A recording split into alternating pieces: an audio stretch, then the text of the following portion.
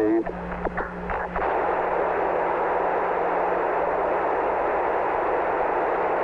Beautiful. 26, 36 feet per second up. 5, little pitch over. Very smooth. After 21 hours and 36 minutes on the moon, a perfect liftoff, and the astronauts are now in lunar orbit, ready to join for the journey home.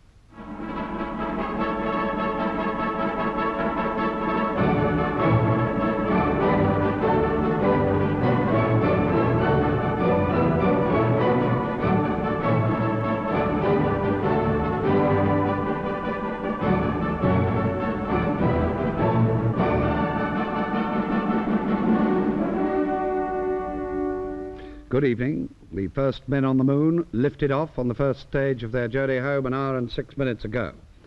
The Stars and Stripes flies proudly now over the Sea of Tranquility. A new chapter in human history has opened.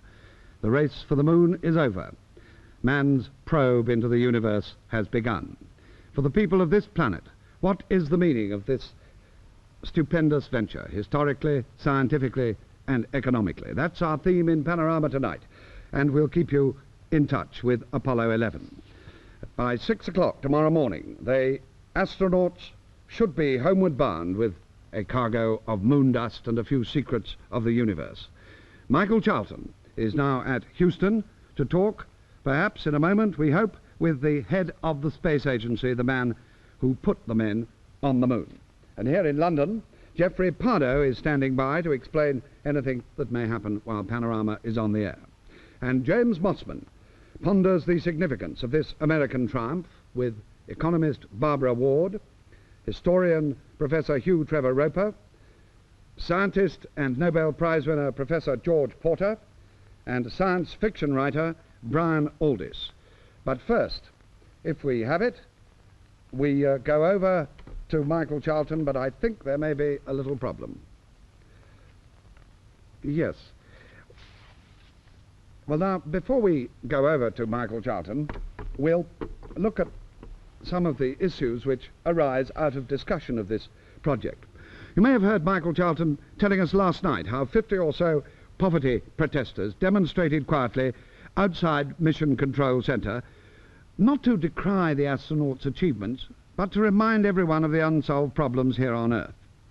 Is there a conflict between devoting vast resources to the endless exploration of space and the need to conquer the appalling problems of this planet? Disease and deprivation, ignorance and squalor. Well, now that the moon race has been run and won, a look at the arguments by Julian Pettifer. To most of us, man's breathtaking adventure in space looks like a pinnacle of human achievement. But in other eyes, it's quite the reverse. These celestial antics are, in their view, a confirmation of man's folly and vanity and urge to self-destruction.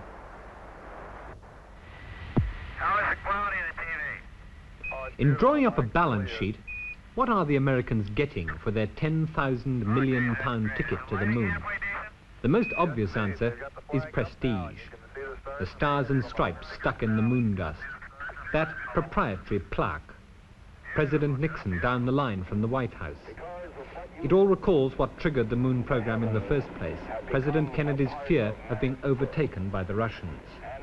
And so naturally this morning, it was the Americans first, mankind second, and the Russians also ran. To bring peace and tranquility to Earth. But American prestige aside, space does provide some down-to-earth benefits for the rest of us. Notably, the photographs taken by the astronauts and by unmanned satellites, bird's-eye views of our own planet, which have opened up entirely new areas of research into the Earth's resources. The analysis of pictures taken hundreds of miles out in space can reveal new mineral deposits. They've already led to the discovery of new oil fields. In agriculture, satellite pictures can provide data on erosion and irrigation, and their value to the weather forecaster is already established. Soon, urban planners may be using astronauts' photographs to help them plan road systems. Perhaps the most obvious of the benefits of space technology is in the field of communications. Television coverage of the moonshot during the past few days has been brought to us by communications satellite like this one here. But of course the value of worldwide television will depend on how it's employed. It would be ironic, if not altogether unexpected, if its potential is used for American and Russian propaganda or for global viewing of the adventures of Lassie. The other immediate benefits, which you and I can thank the American space program for, come into the area of technological spin-off. Space engineering, as in the construction of this otherworld lunar bug, has made such unusual demands on the scientists, has extended their capabilities in so many directions that their discoveries have advanced the design of everything from computers to non-stick saucepans. Even space medicine, specialized though it may be, has developed diagnostic aids and safety devices that have already saved lives. If the technological superiority stimulated by the space program is so great, how can any advanced industrial country compete without it? Is British industry going to suffer from not being in the space race? We are losing out in quite a few ways at the moment. Firstly, one must realize that space technology is the greatest technological challenge of any projects around the world today.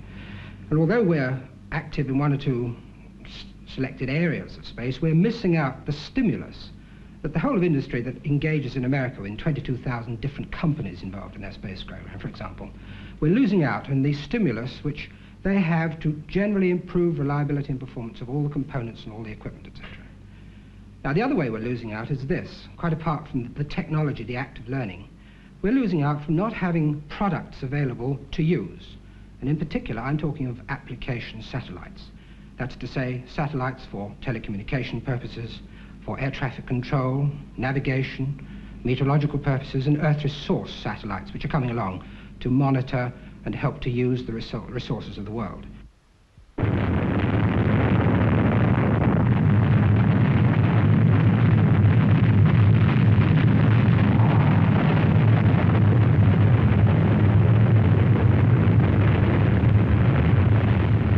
Not everyone is convinced that Britain is missing out, because not everyone is convinced that space is important at all. To some people, the moon program is dangerously irrelevant to mankind's real problems like hunger and poverty. And so at Wednesday's launch at Cape Kennedy, not all the spectators were there to applaud. We are here to protest, and we are here to demonstrate. We are here to say that what we can do for space and exploration, we must do, and we demand that we do the very same for starving poor people.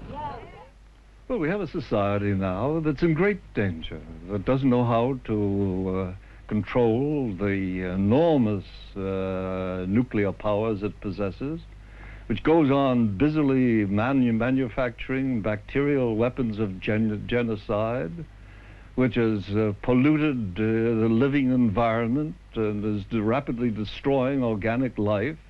And instead of attending to these first problems and making the planet habitable and reducing some kind of order in man's own life, or achieving some kind of order, we go off on an escapist expedition to other planets, carrying all our mischiefs, all our malice, all our irrationalities into outer space.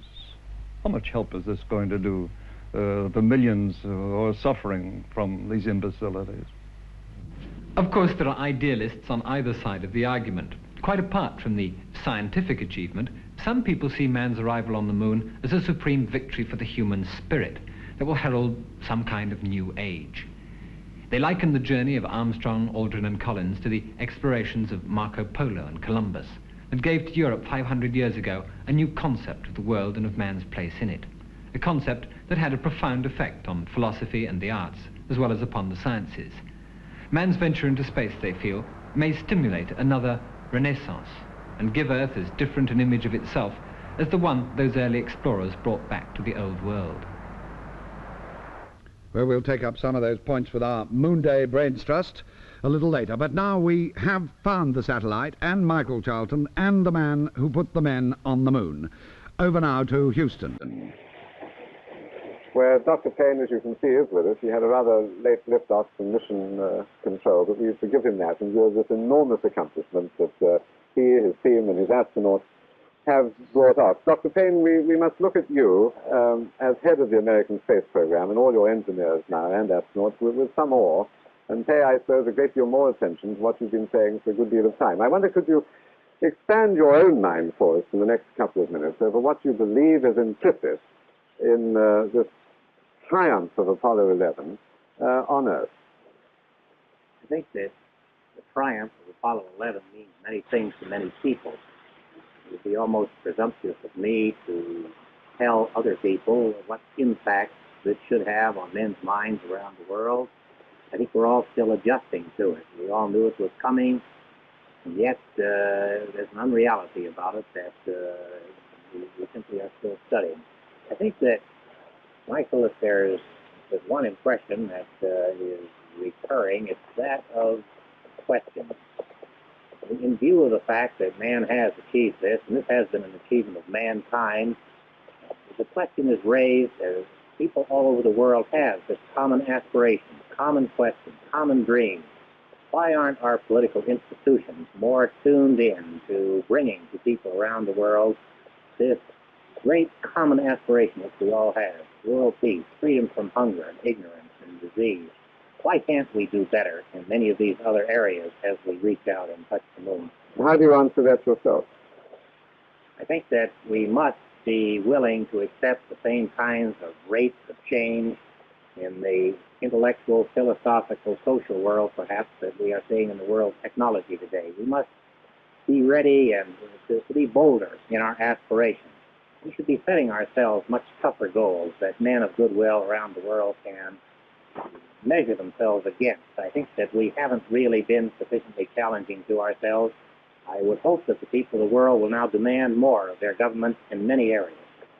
But you see, it seems to me that a large part of modern politics is going against this brilliant kind of achievement of which an elite like yourselves is capable of. The people are starting to resent the ruthless efficiency and what some of them would call the brutality of progress. Now, do you believe that this is a factor which is going to bring your kind of world and this reactionary world, I suppose you would call it, into collision? I don't think they'll be in collision. I think that if we can throw them into competition, if we can ask why social goals cannot be set for the next decade with the same boldness that we are now proceeding to set our future goals in space, that the visit of man to the moon will indeed have accomplished far more than the mere technological triumphs that it represents. Can we be a little bit more specific about what you think the technology that put the Apollo 11 on the moon may mean here on Earth? And I was talking to one of your own people here the other day, the man who runs the state network of communications. And I said, you know, if Eisenhower had these wonderful communications in Europe during the Second World War, where would his headquarters have been? And he said, well, it wouldn't matter. It could have been anywhere on Earth. Now, isn't this going to make great military changes? Isn't it going to concentrate power in very few hands? It's quite possible, but I would hope that the question of the military tactical value, that the question of whether Eisenhower should even have been invading Europe is a much more fundamental question. It seems to me that this triumph of mankind, which we've all participated in, really should make people pause and think. Today is a national holiday in the United States. People around the world are pausing to think. I would like to have them consider some of these questions. Another thing Mr. Covington said was that handwriting may well be redundant in 15 years or so, that these electronics of yours, you'll be able to voice print and give perfect privacy to people so that they can write their letters electronically, so to speak. I think that the question of where modern technology can and will take us is one that all of us that are in the forefront of this and engulfed in it see very clearly. Enormous changes are possible. The ability to throw signals around the world, the ability to learn much more about nature, to bring many more amenities to mankind is certainly there. The fundamental question is, what will man choose to do with this technology? We certainly will choose to explore the solar system. We will choose to extend our abode from the surface of Earth on out towards the stars. But what about here on Earth? what are we going to be satisfied with respect to the applications that man himself will make of the technology? Will it be the new weapon systems that you speak of that will allow our military commanders to juice with each other with longer and longer lances? That would certainly be a trivial and unfortunate application of the tremendous technological advances that are now within our grasp. You don't take that pessimistic view, yourself. Well, I'm neither optimistic nor pessimistic, Michael. I try to be realistic about these things, but I would just suggest that people pause now and ponder these things. People around the world who have watched this tremendous event of man first reaching out, if you like, touching the stars. What is man that he has done this? Is the question that Pope Paul has raised. I think it's very fine. What is the destiny of man? Is it to develop these better technological systems for our mutual annihilation? I cannot believe that that will prove to be the case. But let's get at it and see to it that it's not. You see, another speculation, and perhaps you could offer Europe, old Europe, which started this geographical expansion of man. What would you tell us about the management techniques? Have you achieved, do you believe, a breakthrough in management techniques which has made this possible? I think that I could almost subsume all of this talk about better management into the question of courage. It seems to me that the courage of the astronauts in the space program of the United States has been matched by the courage of the political leaders, of the managers, of the technicians, of the engineers, and scientists.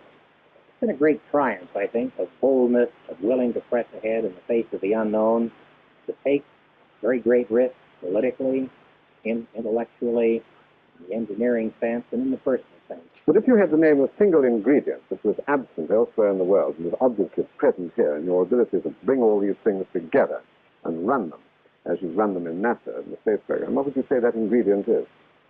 Well, I think we've evolved a political system in the United States. I think the political system has evolved in the Soviet Union, which allows hundreds of millions of people spread across a vast continent with vast resources to band themselves together in a common purpose. This is what management, this is what leadership is all about.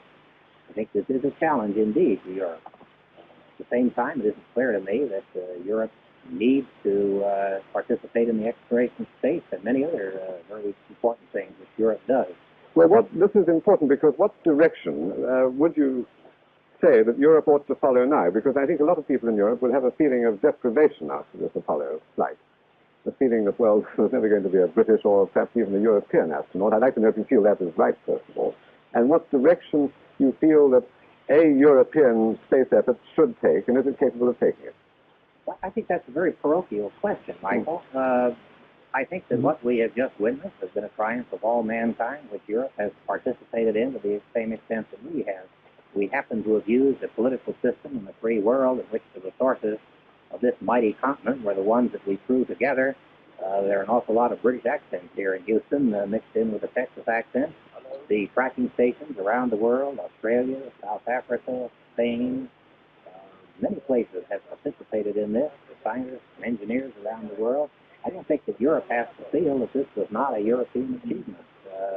Perhaps they did it via Columbus, the New World, and the United States culture, which essentially is a European culture. So this comes back to the point you made before. Unless people feel they can participate in decisions, they will feel a feeling of deprivation. And I would imagine that Europe might continue to feel like this in the future. It is not part of this except vicariously. Well, we could imagine a world in which Europe would be perhaps run in a political system more like the United States, where we would try to reduce the differences between individual states into some sort of a super government. I think if we went this direction, there'd be a danger that we'd be approaching an Orwell 1984 cultural homogeneity that perhaps would represent a great net loss for the world. I certainly don't think that we have to think in terms of vast super governments to do super projects. I think the present diversity in Europe is perhaps a great contribution to the world. But do you not understand the feeling that people have in Europe, that they're sandwiched between two great superpowers, and they don't regard this as necessarily a satisfactory arrangement? Well, perhaps they're sandwiched between two rather bland white slices of bread, and all the diversity's in the middle, Michael. Maybe that's the way that it ought to be. And what's going to be the cost, would you say, of dropping out? Is it going to be possible to take a too detached view of this and leave it entirely to you and the Russians? What is the cost of not specializing? That's not happening. Professor Bondi and the people in the European Space Research Operation are doing some tremendous things right now with satellites. We are flying experiments. We saw the Swift experiment last night on the surface of the moon. I think this is something that increasingly we should be banding together to do, and I'm sure this will happen. One final question along these lines.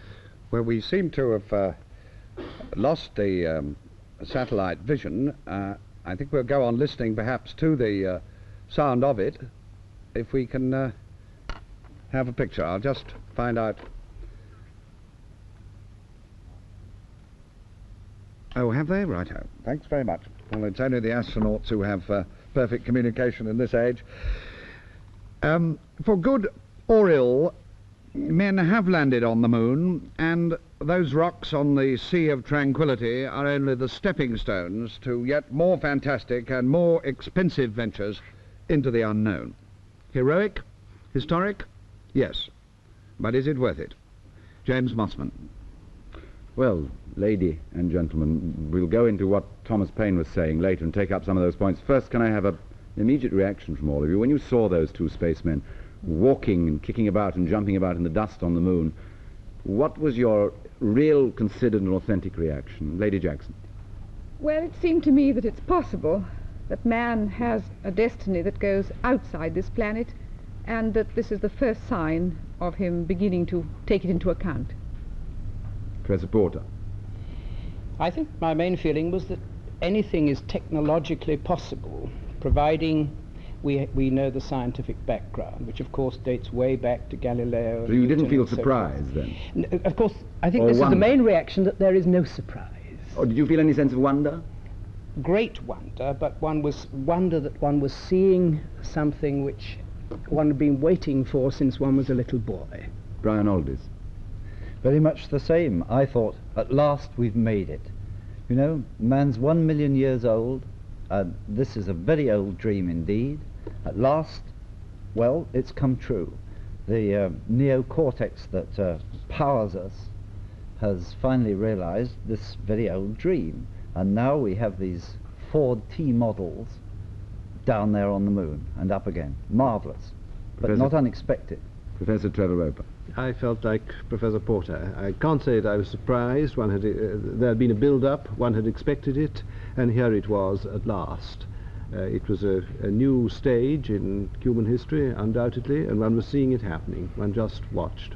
Do you feel, though, that the achievement, technical achievement, and the achievement in terrific sort of courage and discipline will make any difference to man's sense of unity on Earth or his sense of justice? No, frankly, I do not. No, I find I disagree with that very much, because I think it's the first time that the human race has been able to see in its imagination where it actually lives, and how small, and how shining, and how real it is, and how vulnerable. And if it's true that we change nothing until we change our imagination, I think it's possible that this is the first step towards changing how we think about ourselves. How? But in a way, I suppose, one sees a baby, and that's vulnerable enough. It's even more vulnerable than a shining orb in heaven, isn't it? That hasn't stopped us killing people and so on. No, but the thing is, we're all on this orb, and this orb is all we have. In other words, this is where everybody has got to make their life. That is more my feeling. I think it will have a slight, will have some effect eventually on man's sense of unity. Firstly, in the very slow process of feeling that there is something bigger outside our little world, but of course also quite directly and immediately through the satellite and the communication, the fact that we are 600 million people watching the same television program. This surely must make us feel closer. What difference will that make about a sense of proximity? I mean, has television made people in the world feel that they have more in common, do you think? I would think when they have a common program, it has. And if one can communicate, when one meets people and one has seen the same television program, I think television is bringing people in England closer together, different kinds of persons. But if we all, Professor Trevor Roper, if we all see I Love Lucy, does that do anything to our sense of each other's existence? I don't think it does.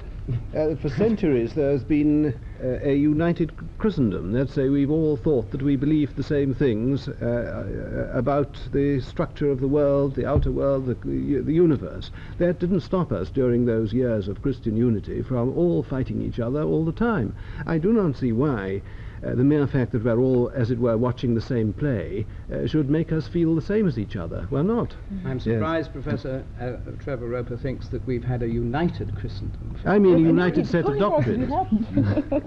No, surely the point is here that progress has been terribly slow and uncertain over this million years, and that for every small Genghis Khan, Tamburlaine, Hitler, we have very few Michelangelos, Beethovens, P.G. Woodhouses to offer in exchange. The thing has been very uncertain. Now, however, we are there thanks to two basic 8 characteristics, one of which is curiosity and the other of which is tribalism. Whether this will develop into anything more, I don't know. I hope sincerely it will. But at the moment, among other things, all right, it's a great adventure, but it's also a triumph for big business, isn't it? Has the expansion of man, his desire to conquer the unknown and to combat himself against natural forces, necessarily allied itself in history with a more enlightened view of his dilemmas? But don't you think that we're talking about something a little different here? And that is, this is the first time in which human beings have had the sense of their planetary system as a single system, of an interdependence in which everybody can be involved in the same kind of disaster. In other words, the idea of getting away cheap, the idea of fighting a war and getting away with it, is, I think, contradicted not only by the picture of that glowing little orb, which I come back to, this Earthrise, this little planet, but also our increasing knowledge of our ecosystems, the way that we can pollute, the way in which nuclear destruction drifts, the way in which all these things are carried by our physical organism. I maintain that that is made more clear by the vision from the moon, which is what we're talking about. Professor Trevor Roper, do you think that's true, or do you think that seeing the world like this creates a radical change in our imagination? I don't, I'm afraid. I can't follow it myself. I do not see why it should make any difference that for a century, 2 centuries, we have known, or we have assumed, that the system of the universe is, as it is now proved to be by our recent discoveries. Now, therefore, we are not surprised. We have all round this table stated that we were not really surprised when we saw the men walking on the moon. We admired it, we were interested in it, we watched it entranced, but we were not surprised, because we knew that the moon was roughly like that. We don't live in a Ptolemaic world in which we think that our Earth is the center of the universe. What has been proved has simply confirmed the cosmology of the last 2 centuries. We have not had a shock to our imagination which will cause us to think anew about our position in the universe. Do you think that, does anybody think that the argument of Abernethy in the film we saw is a valid one, that while going to the moon at the same time more should be done on Earth, or perhaps of the more extreme people that it's a waste of money, vast sums of money, when there is misery, injustice and so on down here? Well, if I might begin, I would say first of all that compared with the resources available to the developed world, the amount being spent is very small indeed. It's perhaps less than 1% of America's gross national product, and as she grows by 3 to 4% a year, she's spent what she gets extra between Christmas and Easter. So don't let's get the idea that it's very big, it's very small. The appalling hemorrhage of waste is in the arms programs, which go up to 140 billions a year. So it's small. Where I think it could make a difference is whether, rather as Dr. Thomas Paine was saying, if citizens will begin to say, if this kind of concentrated spending, planning and intelligence can produce something as good as this, then for heaven's sake you can make the traffic move. And that kind of political change is a change in the way people imagine their own politics. But are they able to work imaginatively outside the brackets of facts? I mean, we know now that the men landing on the moon are the product of a strategic and prestige struggle between America and Russia. This is a military program that has caused and made this possible. But yes, I think this business of whether they can work outside this accumulation of knowledge is the crux of the matter. There is a time in scientific research, in technology, when money poured in produces a profit or produces a result, a success.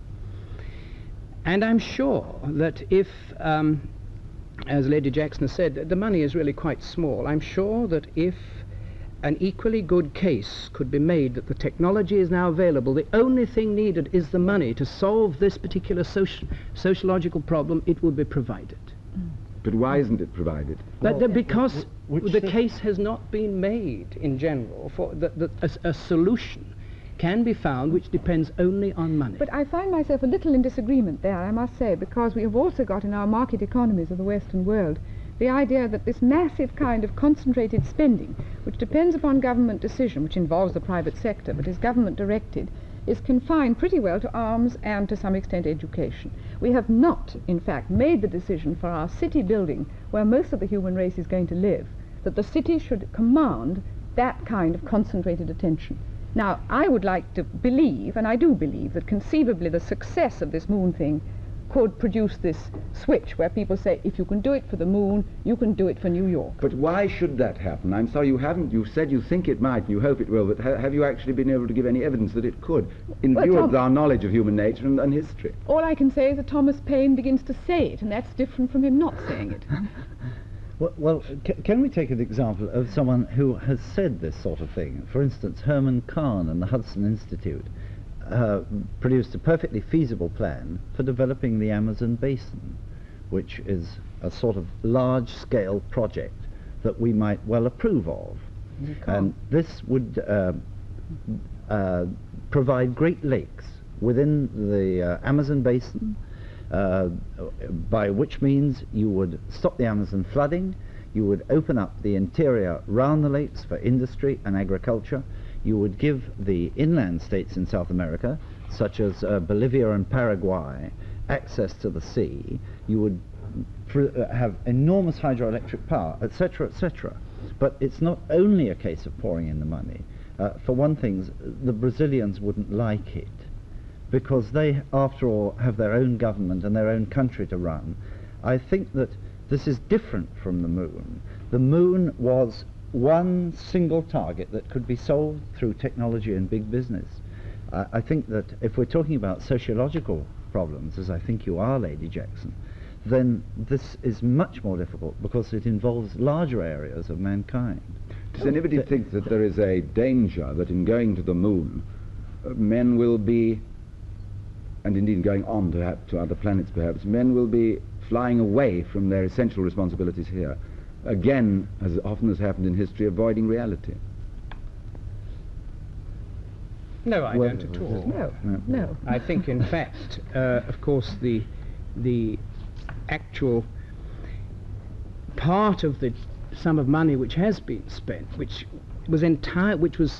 got us to the moon and did nothing else, is relatively small. The terrific amount of technological development. I'm sorry, you misunderstand me. I mean, is it possible that psychically, psychologically and spiritually, man will distract himself willingly from enormous problems about his whole life on Earth here, which are very critical at the moment, by flying into the stars? Is there any danger that this will take his mind off problems which all of us ought to be trying to solve now?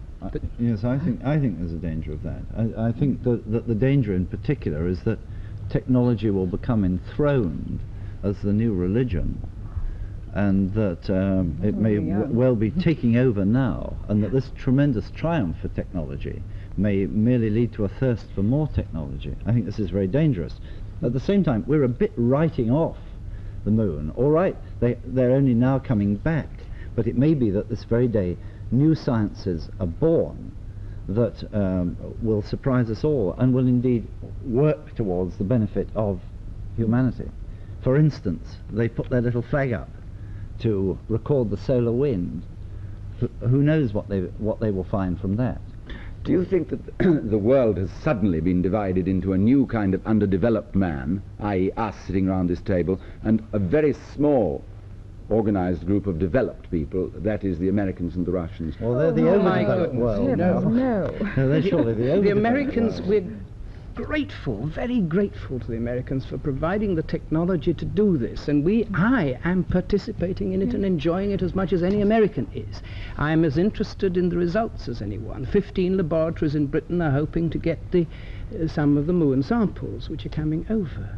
We're glad that they're doing it. It would be a complete waste of time for us to try to do the same thing, complete waste of money too. Besides, it seems to me that on both these questions, the great menace from technology and the great menace from the Russians and the Americans are their ridiculous arms race.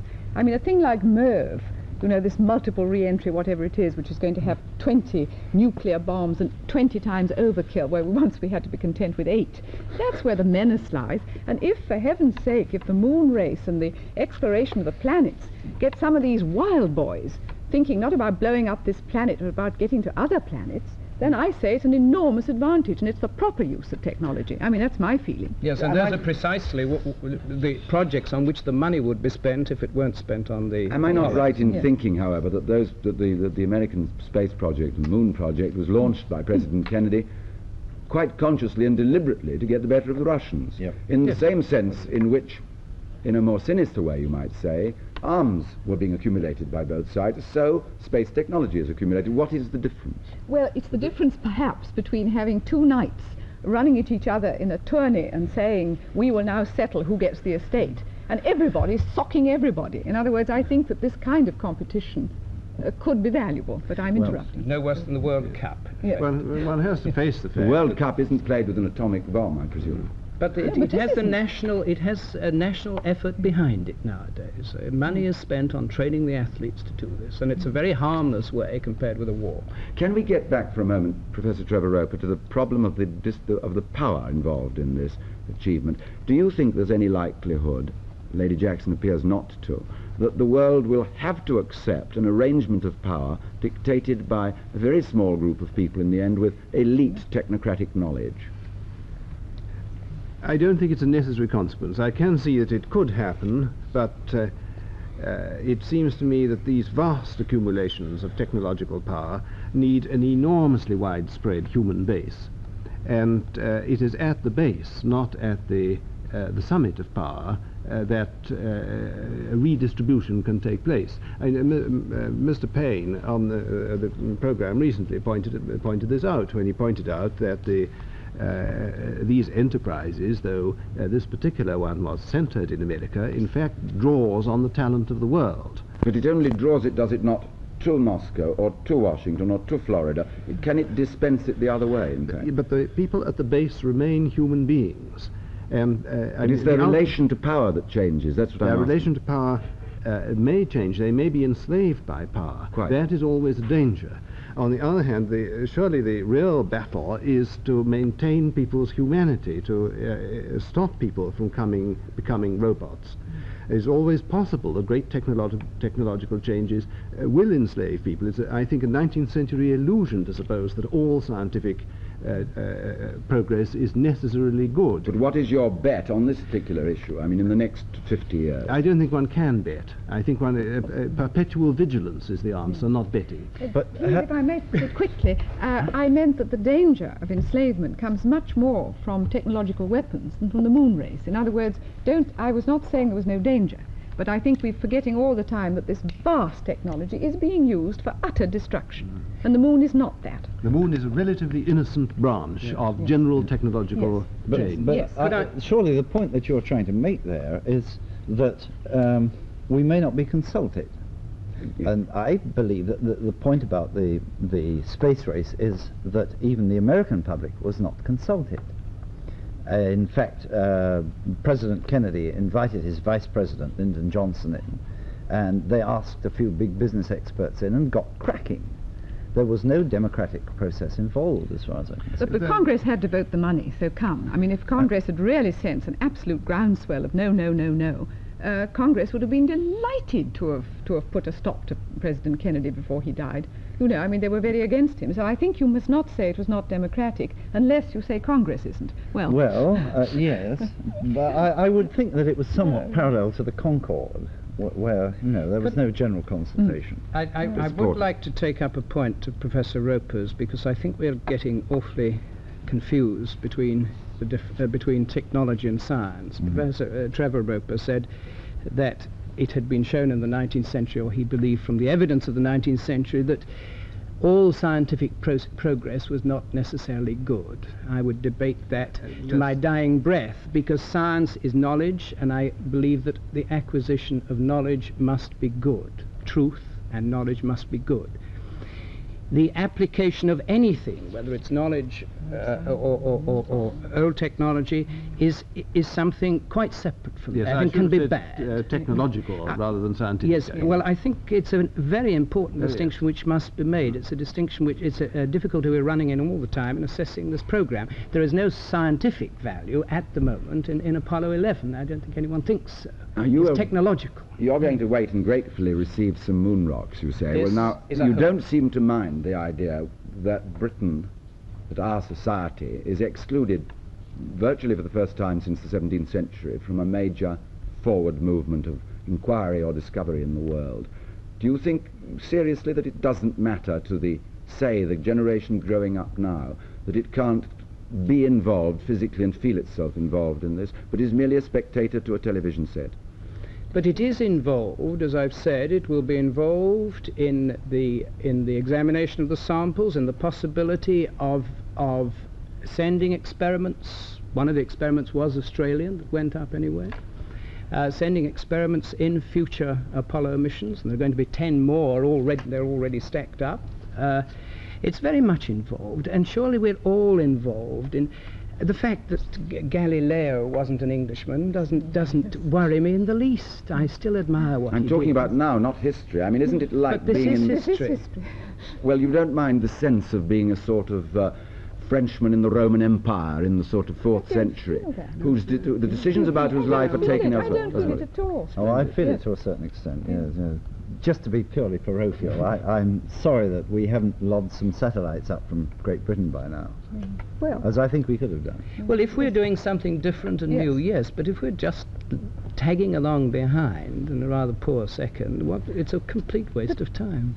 Aren't we possibly seeing the emergence of a scientific community which is human? Isn't this one of the great symbols of the moon, potentially? How, yes, well now, what evidence have you got for saying it's human? I was listening yesterday, I'm quite prepared to believe you, but I was listening yesterday to the communications passing between the astronauts and ground control.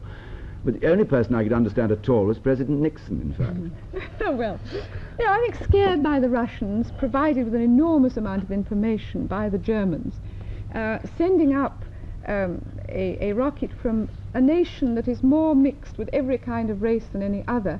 To me, there is something symbolic of man on the moon as being human, and an earthling being a person, and that this sense of the future is something which I feel in my imagination, and I find it And I with think young, this is the proper scientific spirit. I dislike this scientific nationalism which you seem to be encouraging us to express. Yes, yes. I think we are humans, and I think that... What I'm really, let me put it more clearly, I'm not encouraging you to express scientific nationalism, but to inquire into what happens when smaller and smaller and more powerful units of organization in the world achieve greater and greater technological mastery in a certain way which is denied to other people. Now, this may be inevitable, but surely it is not simply nationalism to inquire into its effects on us. No. No. I don't think it's only nationalism. I would... sorry, can I just come back? I think it's this rather alarming division within each individual, not only nations, of the heart and the head.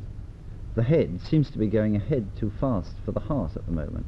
Do you think that technology is dragging us along so fast that we aren't able to form a mature mentality to cope with its effects? I think it increases the latent schizophrenia in us. Simply because I think we are still neotenous apes, you know. We've only had 1 million years to go. There are times when the heart has gone ahead faster than the head, and they've generally been much more disastrous. Yes, well, quite so. Then what we need is something that will draw the two together, so that they go ahead together. Lady Jackson, if there is, by any chance, a basic flaw in the makeup of human beings which causes schizophrenia, which causes this twofold possibility, reaching for the stars on the one hand and being dragged down by self-destruction on the other, what, assuming you accept that proposition, what effect will this exploration have on it? The basic dilemma of man, that he appears not to be able to reconcile himself with himself. I feel it can be good. I am terrified. I am terrified by his arms, by his nuclear destruction, by what they're inventing in the whole atomic race. And I somehow feel that to do something out of this planet, which gives us back the sense of how vulnerable the little launching pad that's available to all of us is, could conceivably make us less lunatic in our gross misuse of technology through nuclear war. In other words, I see this as perhaps a prophetic sign that we are very small and we can destroy ourselves completely. I could be wrong, but this is how I see it. Do you think that state of euphoria, which now a lot of people share with you, will last for very long once it's gone out of the newspaper? I don't feel euphoric. I feel so measurelessly depressed about what the human race is up to now that I only say, with a grinding of my teeth on bare hope, that possibly this is a sign. You felt a bit euphoric as a porter, didn't you? Not euphoric. Just hopeful, which is quite different. I think so.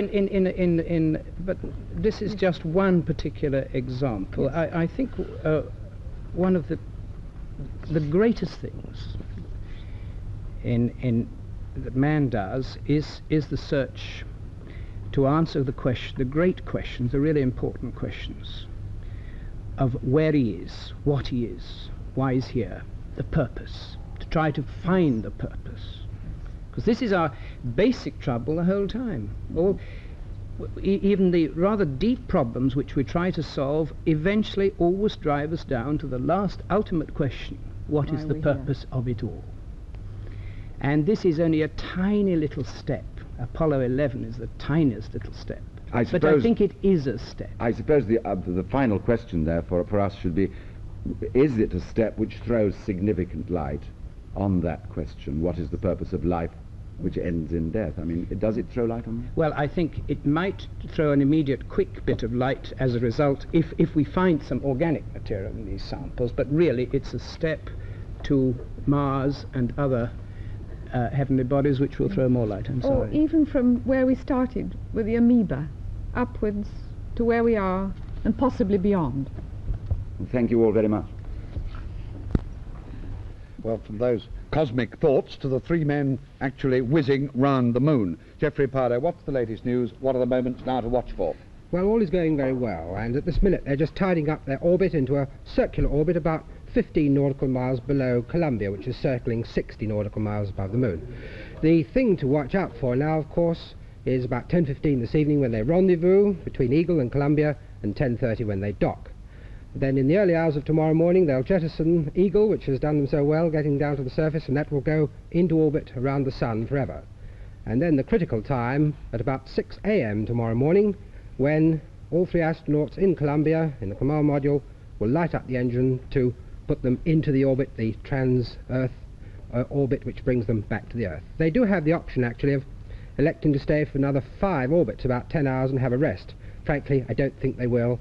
So I think the key thing now to look for is about 6 o'clock tomorrow morning and starting the journey back to Earth. Geoffrey Pardo, thank you very much. And with that report, with those earlier thoughts on man's first visit to the moon, that concludes tonight's Panorama. And so we come to the end also of the 1968-69 Panorama year. We'll be with you again in September. And I've suddenly realised that tonight happens to complete my 10th year with this programme. Thank you for watching. On behalf of my colleagues, see you on Monday, September the 8th. Good night.